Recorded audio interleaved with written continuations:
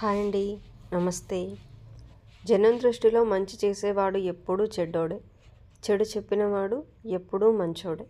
ఎలాగంటే కాటు వేసే పాముకు పాలు పోస్తారు, కానీ మనకు నీడనిచ్చే చెట్టుకు మాత్రం కనీసం నీళ్లు కూడా పోయరు.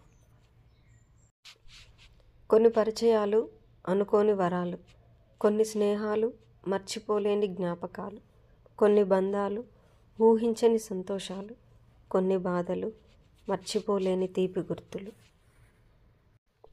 జీవితంలో ఏదైనా సరే ఇష్టపడితేనే దక్కుతుంది, నిలబెట్టుకుంటేనే మిగులుతుంది. మితిమీరిన ఆశలకు పోయేవారే ఎక్కువగా మోసాలకు గురవుతూ ఉంటారు.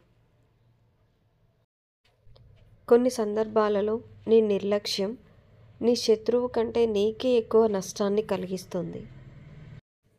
సమయానికి అందుబాటులో లేనిది ఏదైనా వృధానే, అది మనసైనా, మనీ అయినా, మాట అయినా. ఎవరో చెబితే వచ్చే మార్పు తాత్కాలికం, తనకు తానుగా మారగలిగితేనే అది శాశ్వతం. మర్యాదగా వినడం, వివేకంతో సమాధానం ఇవ్వడం, ప్రశాంతంగా ఆలోచించడం, నిష్పక్షపాతంగా నిర్ణయం తీసుకోవడం, ఓర్పు వహించి ఉండడం ప్రతి మనిషి ఆనందంగా ఉండడానికి అవసరం.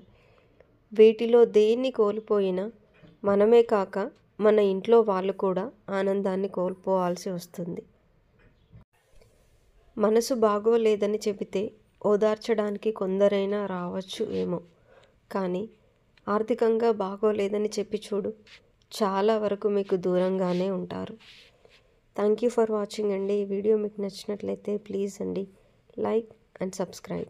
Thank you.